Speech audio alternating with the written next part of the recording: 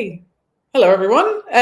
Welcome to our live Q&A on doctoral scholarships and PGR study at the University of Glasgow in general. My name's Louise Harris. I'm the Dean of Graduate Studies for the College of Arts and Humanities. I'm joined by Emma and Tom, who are, well, there and there on my screen, who are hopefully going to help me answer some questions. But this session really is for you guys to quiz us on things that you might want to know about scholarship process or about PGR study at the university in general. So I think we'll wait for some questions to come in, but maybe Emma and Tom, can I get you guys to just introduce yourselves, tell us a little bit about who you are, what you do, what your PhD topic is, and just some general stuff about you. Emma, do you want to go first? Okay, sure. So my name's Emma French. I think I'm Dr. Emma French now, although it's a bit uncertain at this moment in time. I have just been vibed in my PhD in the English Literature department, and I'm currently submitting my minor corrections. I was with Glasgow from October 2020, and I'm still sort of currently with Glasgow, but now working in the graduations department. But during my studies, I was part of the Centre for Fantasy and the Fantastic, and my PhD topic was discussing the fantasy role-playing game Dungeons and Dragons and its relationship to kind of fantasy literature and genre convention. I think that's my succinct elevator pitch. Amazing, thanks, Emma. Before we came on, I was grilling Emma at some length about her PhD because I am also a D&D player, so that was interesting to chat about. Tom, do you want to tell us a bit about you? Sure. So you managed to get yourself two PhD students from the Center for Fantasy and the Fantastic. Hey, I'm Tom Emanuel.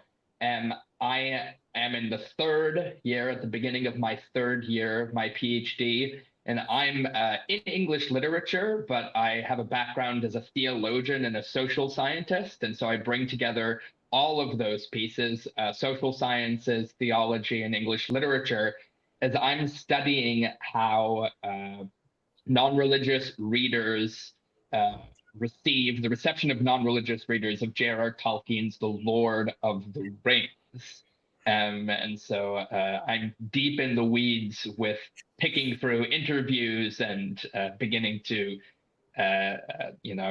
sort out the meaning of, sort of interpreting data at this point. So glad to be here today. Great, many thanks, Tom.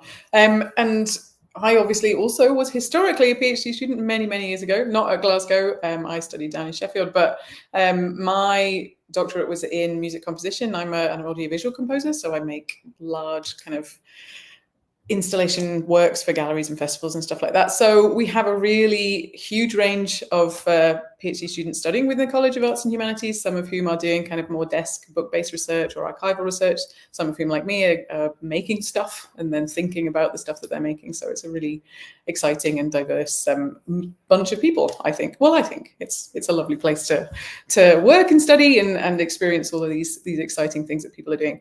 So let's get to some questions. First of all, are applied linguistics students eligible to apply? Unfortunately, applied linguistics students are not eligible under the SAGSA scheme. They used to come under the umbrella of social sciences, but I don't believe they do anymore. So I'm not 100% sure where they are accounted for now, but I don't believe they are included within the SAGSA scheme. It would be worth checking in with the Scottish Graduate School for the Arts and Humanities. So when I say SAGSA, that is Scottish Graduate School for the Arts and Humanities, and they are the funding body that administers the DTP program for the Arts and Humanities Research Council. They will be able to advise as to which topic areas and subject areas are included. But I don't believe applied linguistics is. But don't take my word for it. Definitely go and double check with SAGSA about that.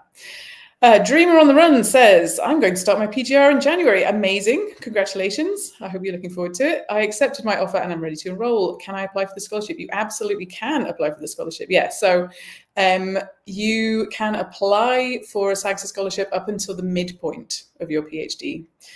So if you are studying full-time, that would be up until your second year. If you are part-time, that would be up until your third year, I believe.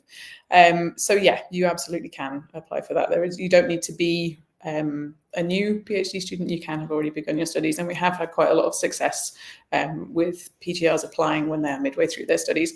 In fact, it can sometimes be an advantage because you've already started, you already kind of have an idea of where you sit, you maybe have already strengthened your research ideas and your proposal.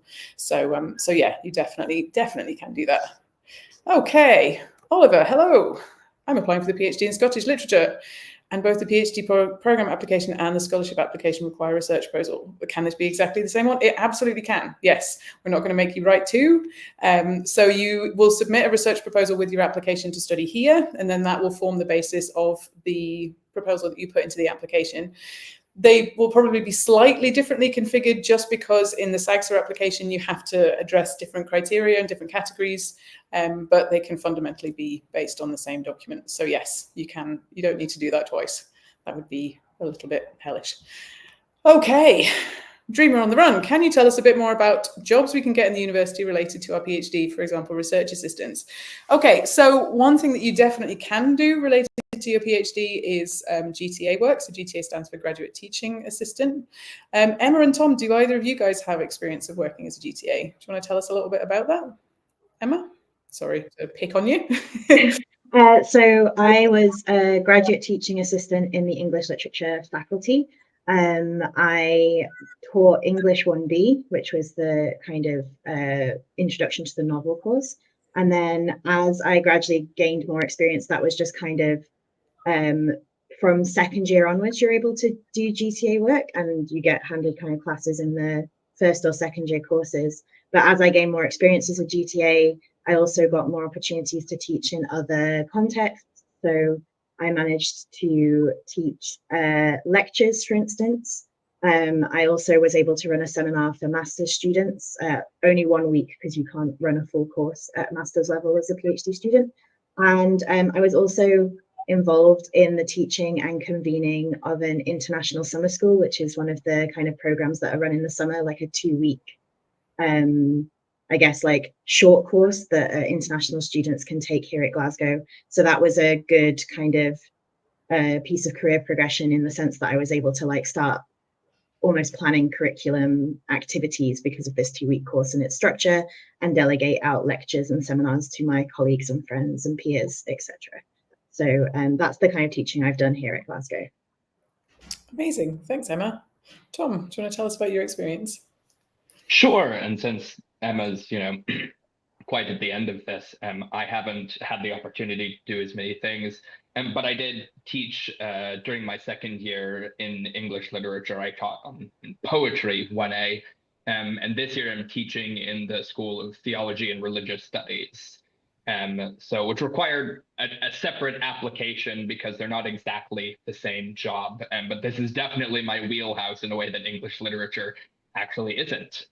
So it's nice to be in my field, or more in my field, as it were, with teaching. And that's all I've done at this point, although those other opportunities that Emma mentioned are certainly, on the table in future and are good opportunities to take advantage of as you're a student on a course here at Glasgow.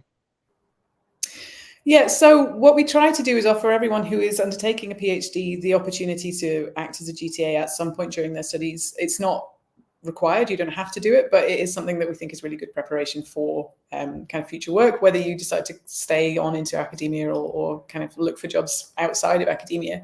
SAGSA also, alongside the DTP scholarships, runs a program of internships.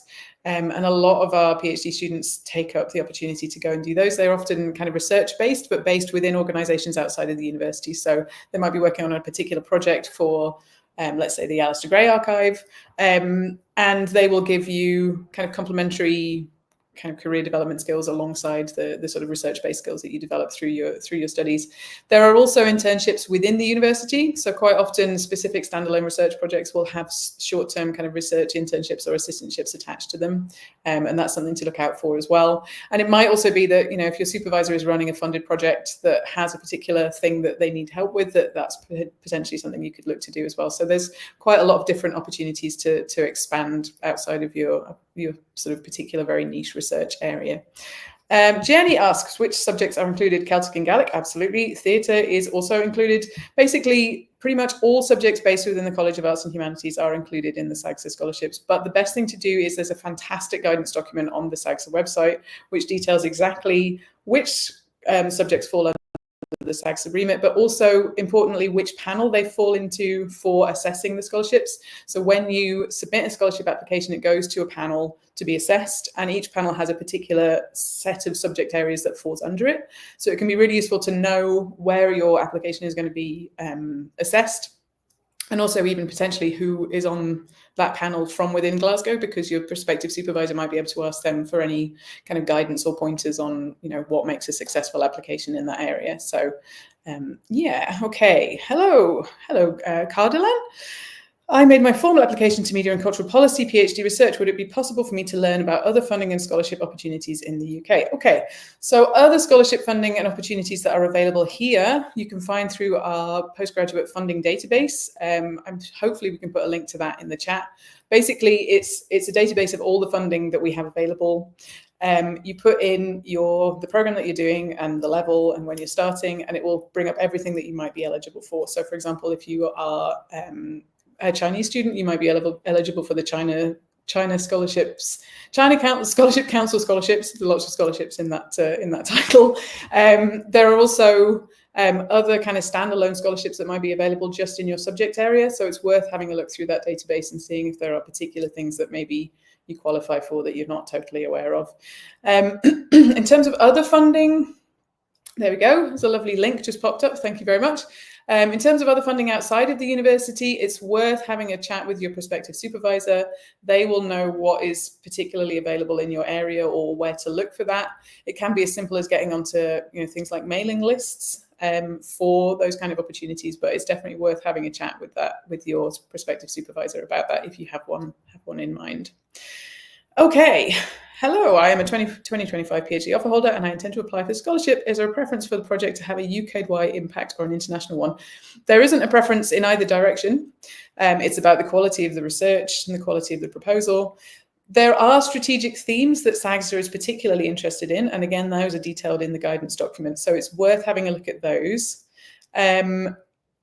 I'm not 100% sure off the top of my head what those are this year because they change every year, but I think there's at least 4 of them. It doesn't mean that your application has to be within one of those themes, but it's just SAGSA saying, look, this is some stuff that we're particularly interested in this year. And if you can find ways to align your research proposal to that, that can be really, really beneficial. But there's certainly no preference within SAGSA for something to be particularly kind of UK-based or particularly internationally focused. It's about the quality of the research proposal and the person proposing the research as well. Is SGSSS available to linguistics PhDs? I do not think so, but again, I'm not 100% sure. So I would double check that with SGSSS, but I don't believe that it is, unfortunately. Jenny again asks, how important is it to have already published academic research? You do not have to have done that at all. There is no expectation to have done that, and the vast majority of PhD students coming in haven't done that. It's usually something that happens after you've done PGR study. Some PhD students coming in may have already done MPhils, for example, or done PGR study elsewhere, and they may have published, but it's not something that is expected, or it won't disadvantage you at all if that's not what you've done. Okay. If I'm on a PGT currently, is it advisable to wait until graduation before I can apply for both admission into a course and the scholarship as well? Nope. You can absolutely apply at this stage. If you have an idea for a project that you want to do and you feel that you're going to be able to commit to that by the end of your PGT study, then you can absolutely apply now. There's nothing to say you should wait until you're finished. So yeah, that would be my advice on that. Are translation studies in modern languages eligible? Yes, they absolutely are. They are part of the SAGSA remit. Are the scholarships provided to arts and humanities as a whole, or is each subject guaranteed to receive a certain number of scholarships? No one subject is guaranteed to receive a certain number of scholarships at all. That's not how the system works. Excuse me, I've been doing too much talking and I've already need my water.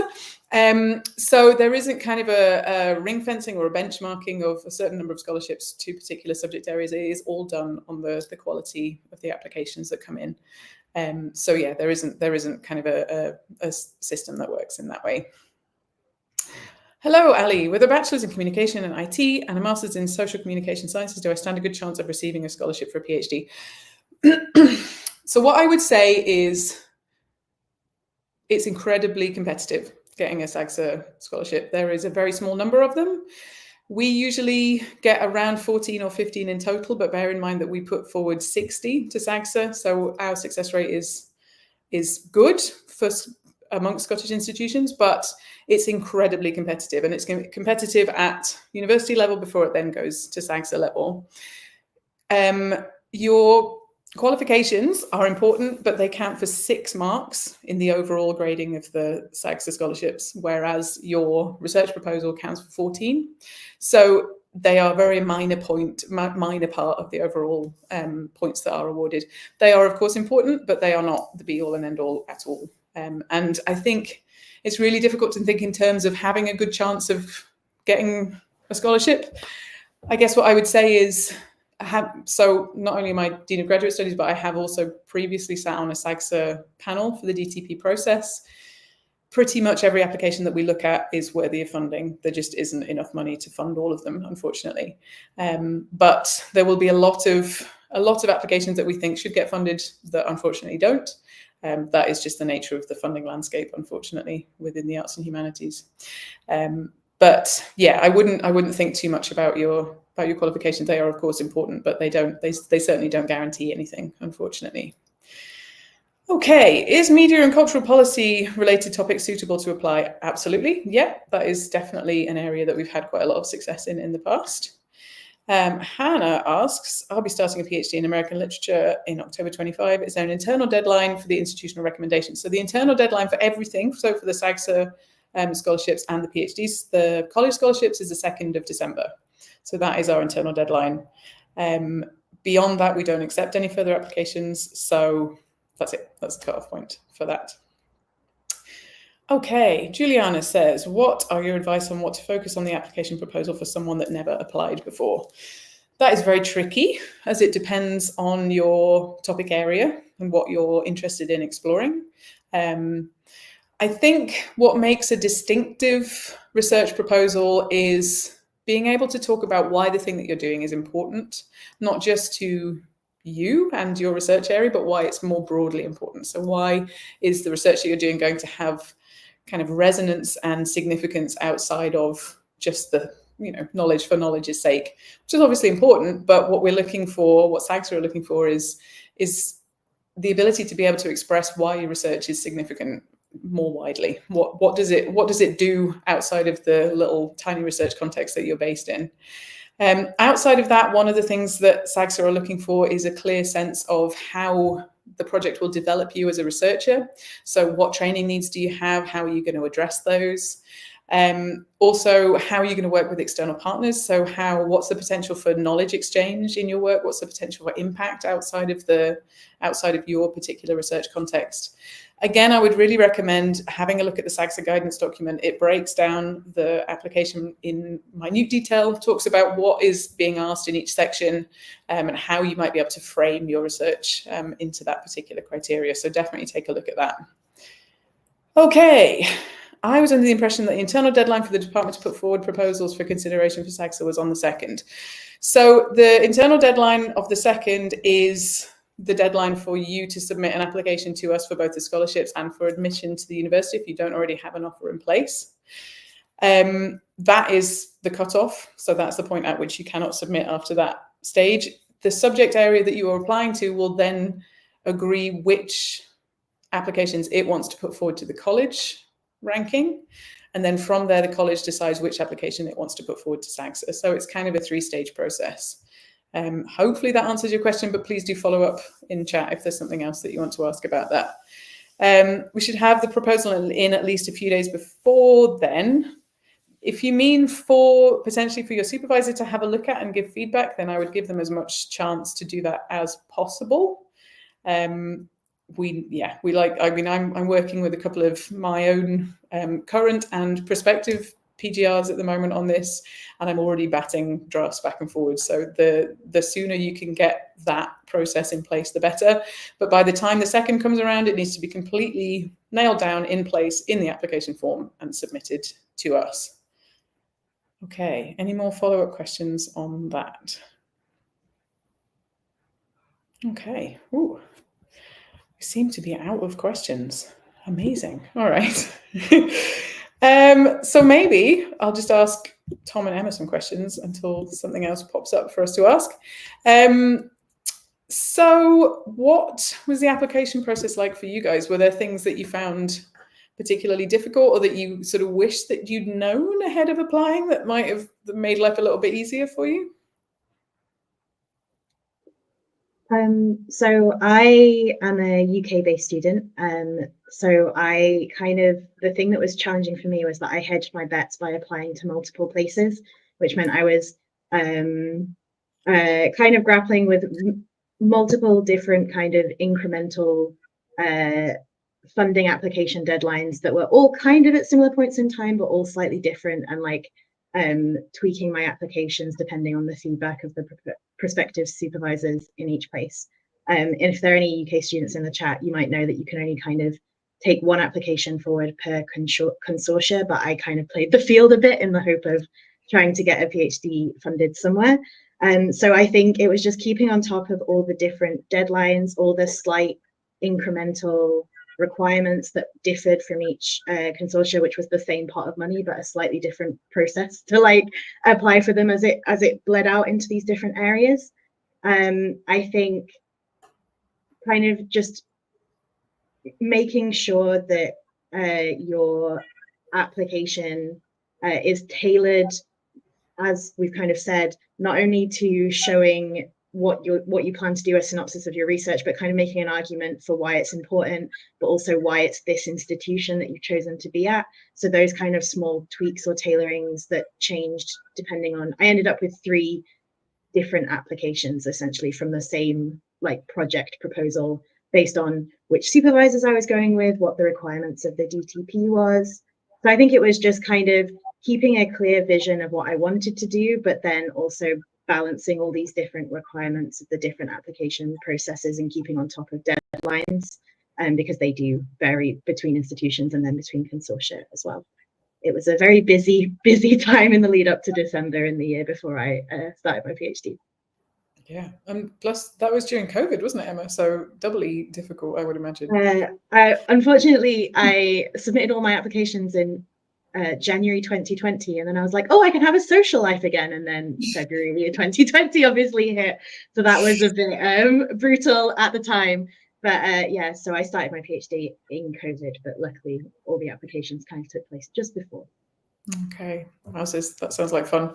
We'll maybe return to this question in a bit if we run out of other questions, but some more questions have popped in the meantime. So let's get through these. How many international students can be nominated for round 2? So SAGSA can fund, and we can put forward a maximum of 30% of our applications can be from international students, and that's because that's the funding cap that SAGSA has. So they cannot fund more than 30% of their applications can be international. So that means that that's the maximum that we can put forward as well. Adele asks, is it possible to start a PhD by self-funding and then apply for funding in second year? Would this be a disadvantage? It would absolutely not be a disadvantage, and you can absolutely do that. And I personally have had a couple of PhD students who have done that, who have begun self-funded and then applied in second year and been successful. I also myself did a self-funded PhD, and it was difficult, but also excellent in a lot of ways. So I would say absolutely go for it if that's the thing that you think you might be interested in doing. It doesn't put you at a disadvantage at all. For those of us who've been out of education between Masters and PhD, any advice for that section of the application? So if there's been a bit of a gap between when you were in formal education and when you're coming back to it, there is a section on the application form on relevant professional experience. So that is where you can talk about the things that you've been doing between Masters and PhD that are of relevance to the project that you're going to be doing. Now, it doesn't necessarily mean that that has to be directly aligned to what you're wanting to do, but it's demonstrating that the sort of professional experience that you've had in that period of time is of benefit to what it is that you're going to be doing, even if it's just stuff like, for example, time management or prioritizing workloads or working independently. That kind of stuff can be really important and relevant in that element of the form. Okay, how can we talk about the training question in the application? So this is definitely something to speak to your supervisor about. if you have one in place. If you don't have one in place, it's important to try and get one as soon as you can, because they are really key to helping you kind of scaffold and develop the application in the most fruitful way. The training element of the form is really about you demonstrating that you've thought about what it is that you need to be able to do this research effectively. So there are a whole load of different ways you can go about doing this. So we have training that happens within the college, and then there is university level training as well. You could look at the courses that we offer at university level and at college level and think, okay, how would this stuff be relevant to me? If I was doing my PhD now, which of these courses would I want to take that would develop specific skills that I think I need to develop? You can also look at the SAGSA website. So awareness of what SAGSA do in this arena is really important in the application. You can look at their summer school, for example, or their kind of standalone training events, particularly in your what's called your discipline plus catalyst. So the particular training sort of remit that covers your subject area, and pull out things that you think, okay, well, that would have been really useful to me, or if they did this again next year, that would really benefit me. So yeah, try and look at what we're doing, look at what SAGs are doing, and think about where might you fit into that. The other thing is to just take a really reflective approach to it. So think through what it is that you need personally to develop. So are there certain skills that you currently don't have that you might want to develop, with a particular piece of, I don't know, data analysis software, for example? So kind of concrete skills that you might want to develop. Equally, do you feel kind of less confident with particular elements of the research process or the kind of research documentation process? There is a thing called the Vitae Professional Research and Development Framework, which I think there is a link to on our website. That details how we kind of think about PGR training and how we kind of think about PGR skills development and researcher development. If you take a look at that and the sort of knowledge domains on there, you can think about, okay, maybe I need to develop in communication skills, for example, or maybe I need to develop in kind of research integrity and that kind of stuff. So yeah, being aware of all of these different contexts in which training operates, I think, is really important. Yeah, I mean, Emma and Tom, you guys have obviously first-hand experience of going through our training process. Was this a thing that you found difficult when you were kind of tackling this process, this application process?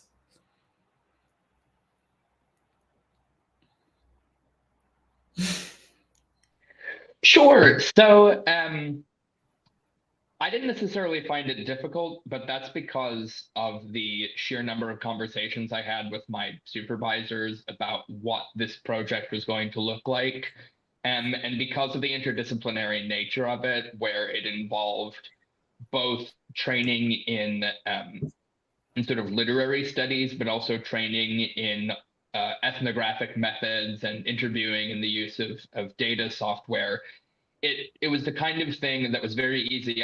My primary supervisor is in English. My secondary supervisor is a sociologist in the School of Education. And having the two of them as kind of a dream team for the thing I'm working on, it was really easy to talk with them about, like, okay, here's what you're going to need for your first year as you're developing your theoretical model. And here's what you're going to need for your second year in order to do the actual research. And here's what you're going to need for your third year and able to parse the data and write it up, right? So for me, at least, having that strong working relationship with a set of potential supervisors was a big part of being able to identify training needs. And that partially came in, I had a pretty strong idea of what I wanted to do at the top, right? I already had a pretty strong idea of what I wanted to propose. And because of that, my supervisors were able to help me work out what I would need in order to realistically accomplish that in 3.5 years. And so I found that both starting with a clear idea or a clear concept of what I wanted to work on, and then having identified some good supervisors early on combined to help me put together what SAGSA obviously thought was a workable training proposal. Great, thanks, Tom. I think also it's important to point out that the training element isn't just it's not just you who writes about that, it's also your prospective supervisors. So that's one of the reasons it's important to have that discussion with them. So you are identifying what's important for you, but so are they, and they'll talk about how that can be accommodated within the institutional context. So yeah, a really clear kind of sense of how you're going to develop over the course of those 3.5 years is really important. We've had a question by email for Emma and Tom. How did you find applying, and do you have any tips? Maybe we'll start with Emma this time. So I found the application process, as I've already talked about, I was kind of managing multiple different applications to different consortia. I think I found that part quite busy. It was very much on me to make sure I was meeting all of these deadlines, because obviously there's no room for error in that respect. But I think having good supervisors, I kind of have a very similar experience to Tom, in that my supervisors for my project, particularly at Glasgow, but at the other places I applied as well, were all very proactive in giving me feedback or advice on how best to tailor my application. I think you should take as many opportunities for receiving feedback and implementing feedback as possible, particularly at that stage that was mentioned where it goes to the university first and then you apply to the SAGSA directly. Like, I was glad to have that other draft in place. But I think my tip is making sure that you research your supervisors well, because that was probably the only part that I had to be extremely proactive with initially. And it was also like quite difficult. You'll kind of know the jokes about how difficult it is to navigate university websites. So my tip was, I looked at people presenting at conferences that I'd attended or heard of, even just looking at the programs, seeing what students were presenting on topics similar to mine, and then kind of tracing them back to their institution, and then seeing if that institution would be a good place to support my project. That was kind of like the detective work I did initially, to kind of work out where might be good places for me to apply with the kind of project that I had. So that would be my tip, I guess. Make sure that the supervisor team that you have is well suited to your project, and then also very, I guess, invested in you getting funding, because the amount of help I got on my proposal was like integrally part of why I got funded, I feel, in my personal opinion, because I know how many drafts my supervisors had to look at. So I know that they worked hard to help me with the SAGSA process. Great, thanks, Emma. Tom, have you got anything to add? Echo a lot of that, particularly around just how many drafts the application went through. I opened the file on my laptop just now of all the different documents that I filled out, and the dozens of emails that flew back and forth, identifying a secondary supervisor and getting feedback on the different drafts. The college at that time offered, or the school, I should say, of critical studies offered some clinics as well with head of school or with other folks in school. So to look at applications and give you feedback based on, previous successful applications. So I took advantage of all of the sort of informational sessions and opportunities to get feedback, not just from my supervisors, but from other professors or other faculty who would conceivably be looking at my application, who had looked at SAGSA applications in past or had supervised SAGSA students in past.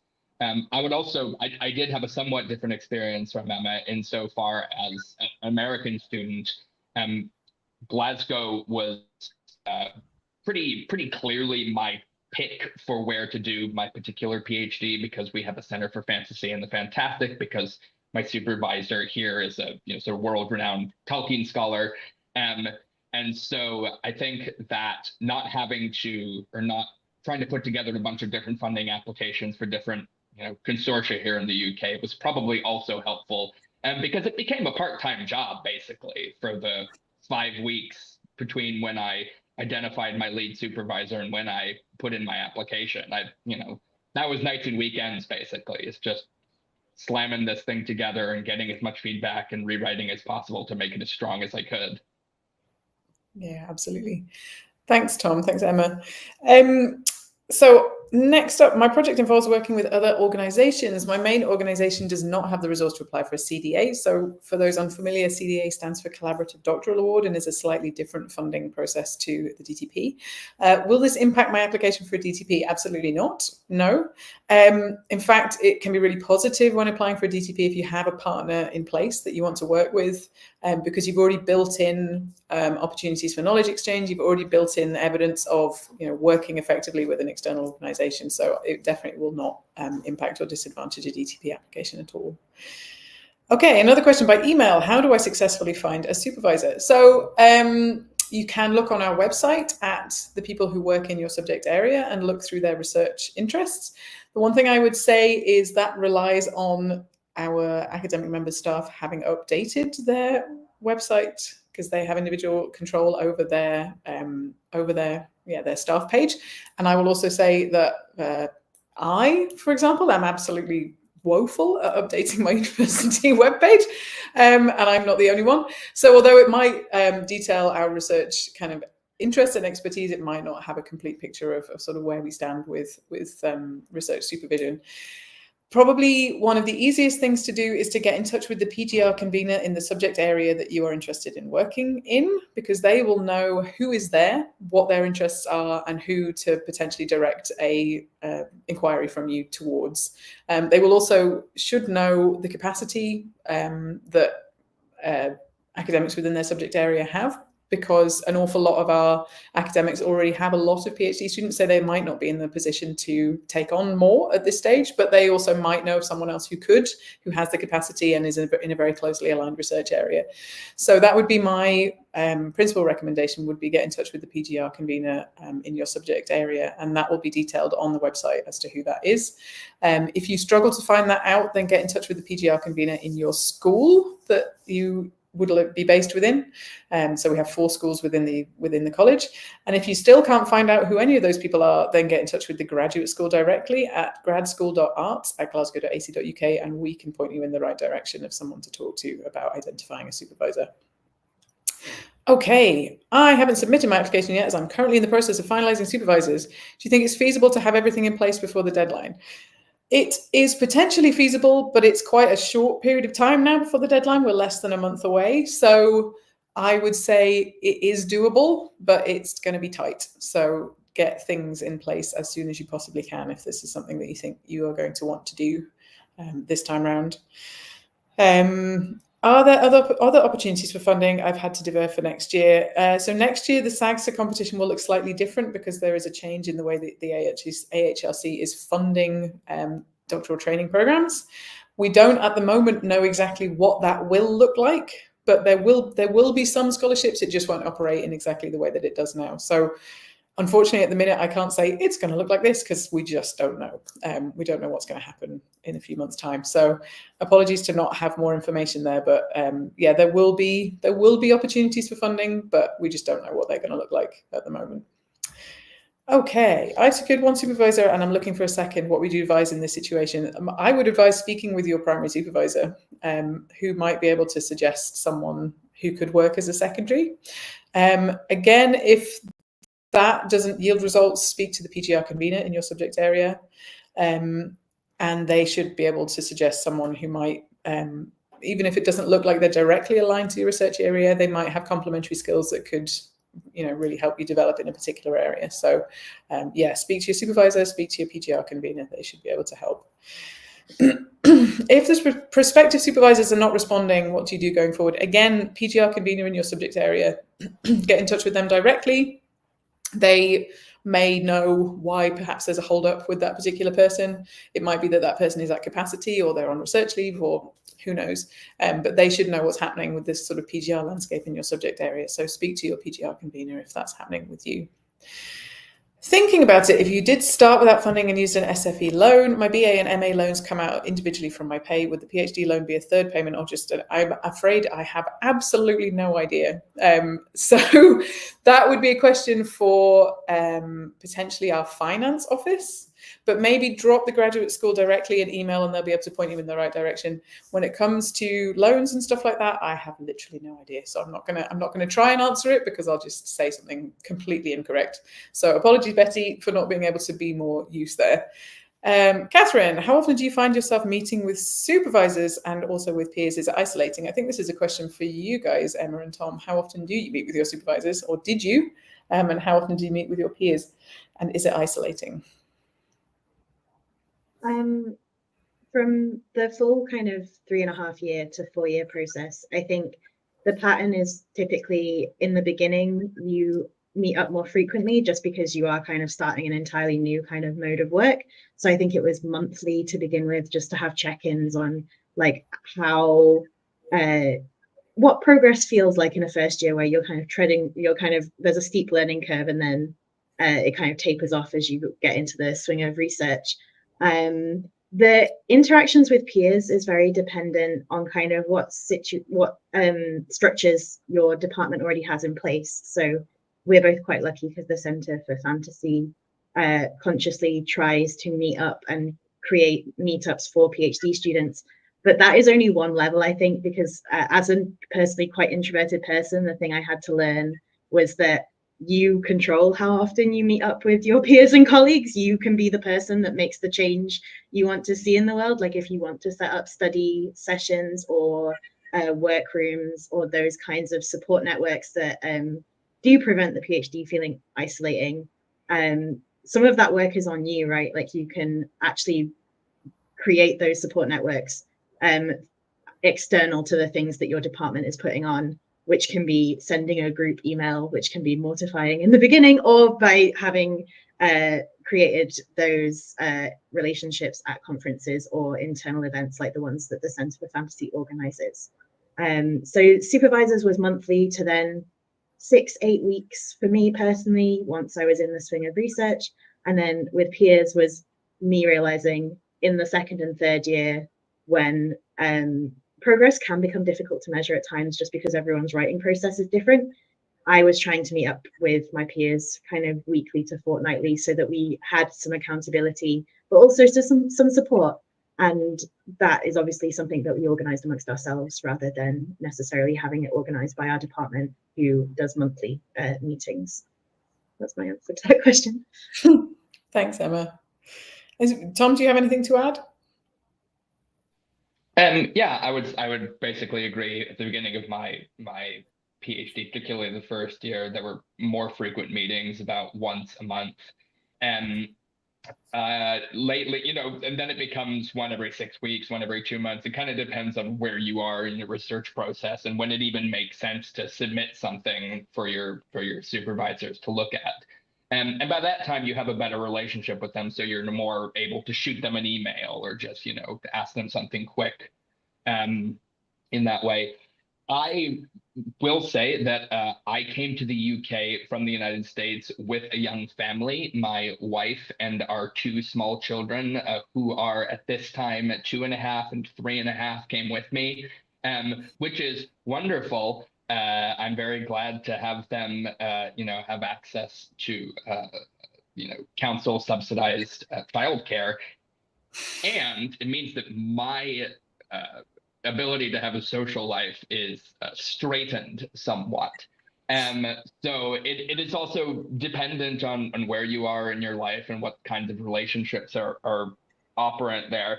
I will agree with Emma that at least our center, and having that center is really good for at least you have a built-in network of peers. It's a built-in network of people who are working in a similar area.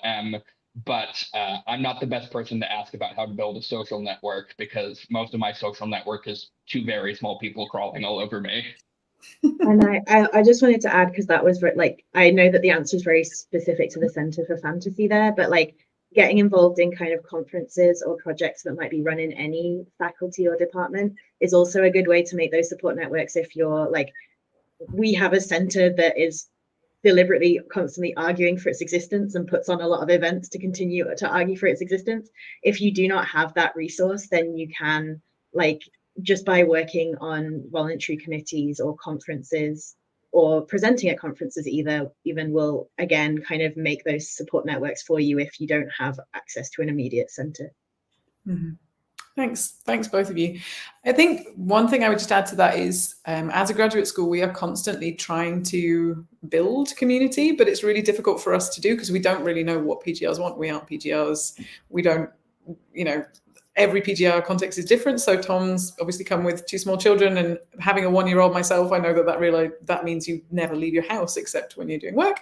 Whereas Emma's context is obviously completely different. So we are totally open to running events, things, community building stuff. And if there are suggestions for that, we are totally open to it and to supporting it in whatever way we can. But yeah, I mean, doing a PhD absolutely can be isolating because it is so much just about you and the work that you are doing. But I think hopefully we provide enough mechanisms by which it doesn't have to be, both within your school and your subject, but also at the university level. Fingers crossed. There's 2 kind of related questions here. So is there a benefit to doing a cross-institutional project, and is it possible to have cross-institutional supervisors, and is this taken into consideration? It is absolutely possible to have cross-institutional supervisors. It is something that SAGSA relatively actively encourages, or at least doesn't discourage. It's very interested in cross-institutional applications. The thing that you are trying to do when you submit an application of this sort is demonstrate that the supervisory team is the best possible fit for what you're doing. And quite often that will mean that one of them is based somewhere and another one is based somewhere else. And if you can make a good argument for that, then it's definitely a good thing to do. It also brings the benefits of you have the resources of 2 places instead of 1. You have the kind of research context of 2 places instead of 1. So it can be quite a nice, sort of interesting and vibrant way to go about approaching a project. So it's definitely something that is possible to do. Okay, as someone who's only recently found a supervisor, is submitting a strong proposal by the deadline still possible? How much time generally goes into the proposal? That is almost impossible to quantify, I would say, as it very much depends on you as a person and how quickly you do this stuff. I think it is still possible to put together a strong proposal between now and the 2nd of December. It is getting tight, and it also depends how well and quickly you work with your supervisor to work on this stuff. I met with a couple of prospective PGRs last week, and my advice was just write something. Just get stuff in the application form, get your material down, and then work on shaping and forming and developing it. Try not to sort of think too hard about getting it into perfect finished format at this stage. Just kind of get your ideas down, get everything in there, and then try and shape and form it and direct it in a useful way. Apart from anything else, your supervisor will likely have experience of this process and what it entails. And there might be all sorts of things that they know or recognize in the stuff that you've written that you perhaps don't yourself. So yeah, I would just advise to get started as soon as you can. And I think it is possible to turn something around between now and December, but definitely time to get on with it. I do have a supervisor for my PhD already from U of G. Do I need to have more? He's been very cooperative and helpful, though. That's great. You always need at least 2 supervisors for a project, so you'd have a primary and a secondary. The most common model is that your primary supervisor is kind of your main point of contact. So the weighting of supervisory kind of input is usually 75% primary and 25% secondary. It's not always the case. We do have some that are 50-50. We also do have some projects that have 3 supervisors in them if there are kind of particular areas that need certain support. So you will need one. It might be, again, that you need to approach your PGR convener in your subject area for a suggestion on that, or your supervisor might also have a suggestion for a secondary. The thing to do is think about maybe elements of your project that your primary supervisor isn't necessarily able to support to as great an extent as you might like, and how would you get that support elsewhere, potentially from a second supervisor. Okay, a recent PhD enrolled international student in his hometown. Will you be eligible to apply to Glasgow? Absolutely, yeah. If you're already with us as an international student, you're still eligible as long as you're less than halfway through your studies. Do you have any tips on how to choose a supervisor, and is there a way to know how involved or uninvolved they may be? Is there a way to know how involved or uninvolved they may be? No, unfortunately. I guess the only way to know that is to speak to their current PGRs, if that is possible. Usually supervisors will have a list on their web pages of who they are currently supervising.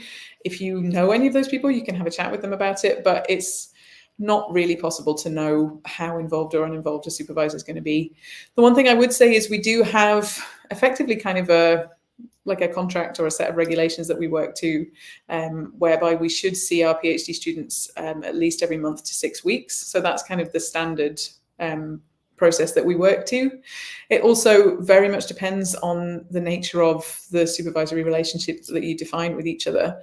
So speaking from my own personal experience, I have PhD students who I see very regularly, who enjoy that kind of regular check-in to sort of keep momentum going with their work.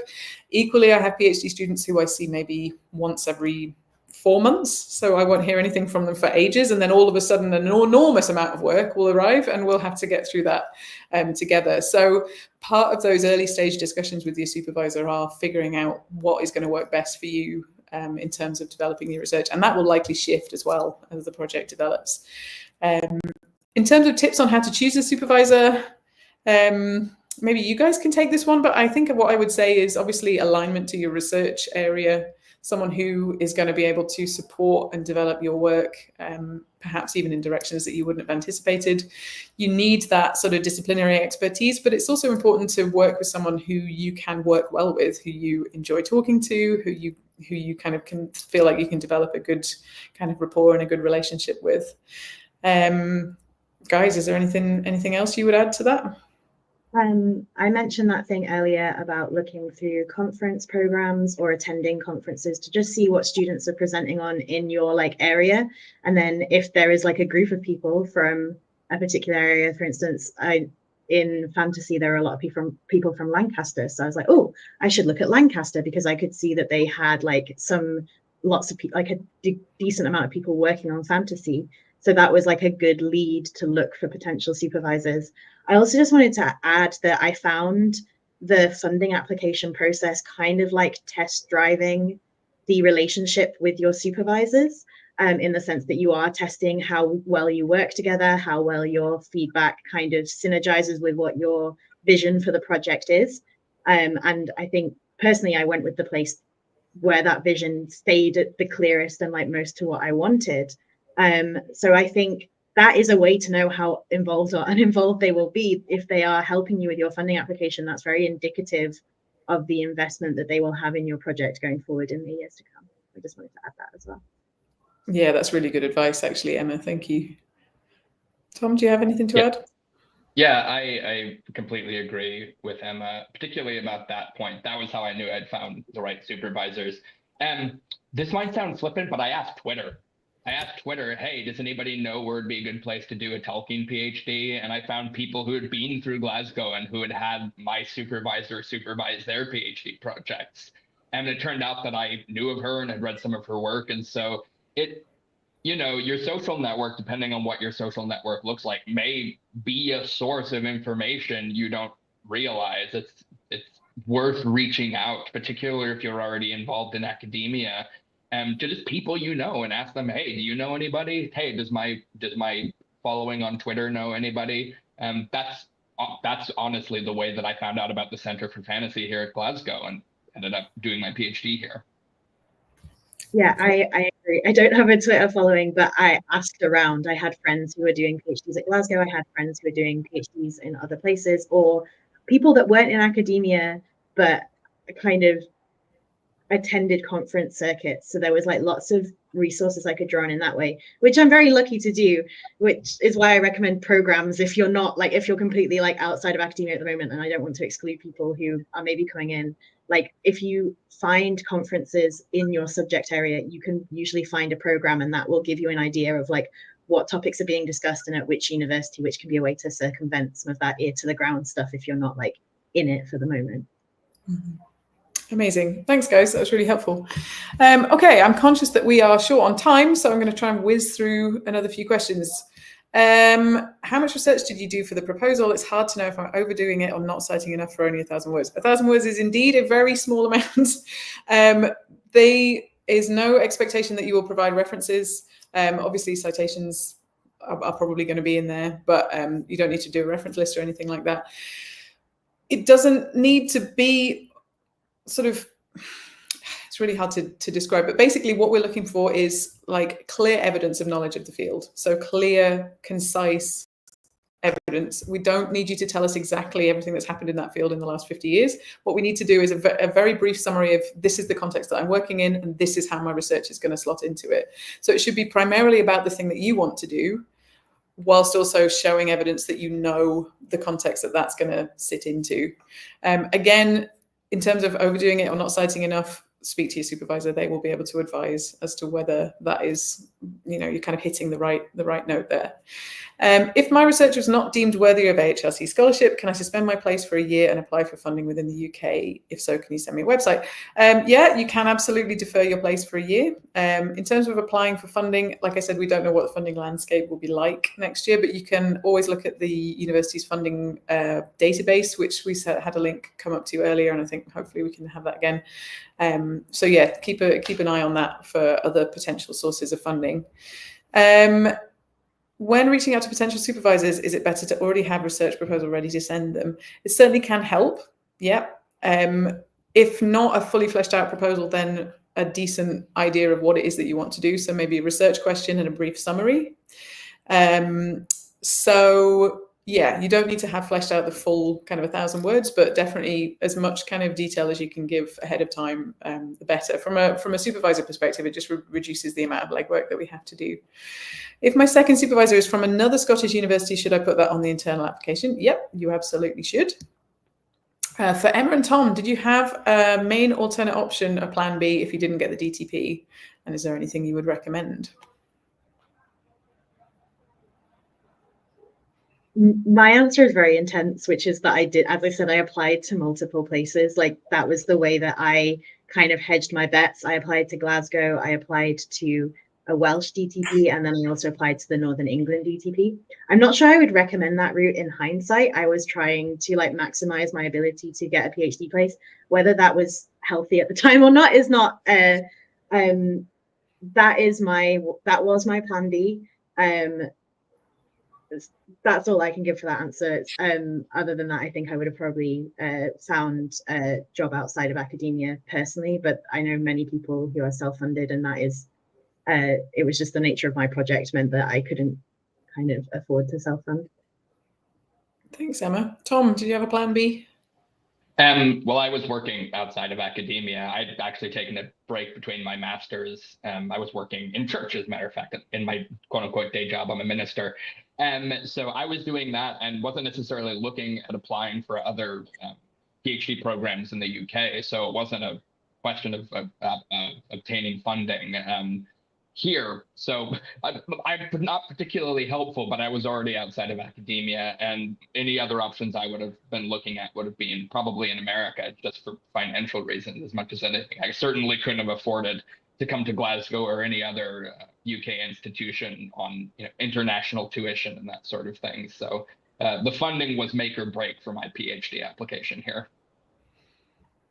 Okay, I guess the other thing to add alongside that is if you are wanting to do a PhD but aren't necessarily wedded to doing it in a particular research topic or subject area, obviously subject area, but very often like standalone PhD projects are advertised for students to attach themselves to, if that makes sense. So you can look on things like jobs.ac.uk or find a PhD for existing funding projects and apply to those rather than doing this kind of open competition. It's a completely different model in that you will be doing a research project that someone else has already defined.